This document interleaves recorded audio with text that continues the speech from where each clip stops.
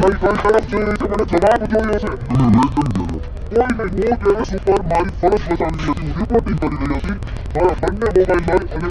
2 મહિના પહેલા તો પોલીસ સ્વાર હતા પછી બંને મહિલાએ મને હાથ અડાડી અને નીચે લઈ આવ્યો આ એમનો હક નથી આ કાયદાનું ઉલ્લંઘન છે જે લોકો મને જોઈ રહ્યા છે એમને એવું હતું કે દીકરી છે તો ડરી જશે નહીં હું પહેલા પ્રેસમાં છું હું એક ન્યૂઝ એન્કર છું મારી ફરજ ઉપર છું તમે મને એ રીતે ન ડરાવી શકો મારું પ્રેસ કાર્ડ બધા જોઈ શકો છો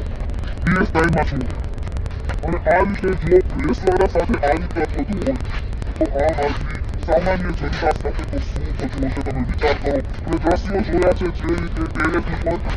ચોરી લોકોના ઘરમાં ખુશી લોકોને મારવામાં આવ્યા છે જોઈ શકો છો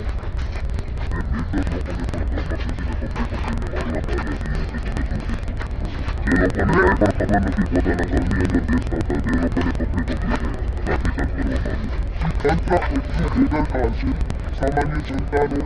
કે માણસાઈ નથી હોય ટૂંકમાં માણસાઈ નથી મારી પાસે શબ્દો નથી આ ઘટના આજે જે અંતરગામમાં જે ઘટના બની છે એને વિસ્તારથી જણાવવા માટે મારી પાસે શબ્દ નથી તો તમને કહ્યું ને મીડિયા એક પત્રકારની જો આવી સ્થિતિ કરી શકે તો તંત્ર શું ન કરી શકે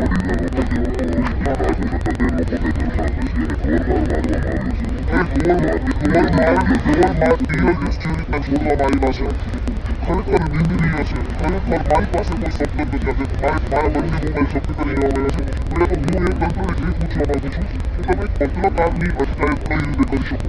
ક્યાં કાયદા હેઠળ તમને આપવામાં આવ્યું છે મેં મારો પ્રેસ કાર્ડ તમે એમ કીધું કે હું શંકાના ઘેરામાં છું આ મારો પ્રેસ કાર્ડ મારા ઘેરામાં મેં પહેરેલો હતો કઈ રીતે શા માટે મને શા માટે કોઈ આરોપ નહીં હું ટેરેસ ઉપર શૂટિંગ કરી રહી હતી તો મારા બંને હાથ પકડી અને મને નીચે લઈ આવવા મારા બંને મોબાઈલ ક્યાં છે મને ખબર નથી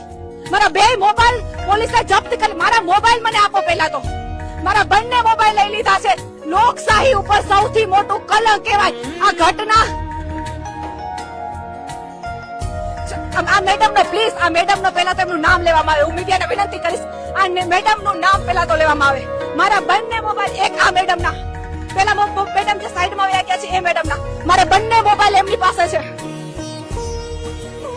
શું નામ છે મેડમ નું જે મેડમ સાઈડમાં જતા રહ્યા છે NG Parmar police inspector NG Parmar શું કારણ એમને જણાવવામાં આવશે આગળ નહીં મેડમ મને અહીંયા જણાવવા કર્યા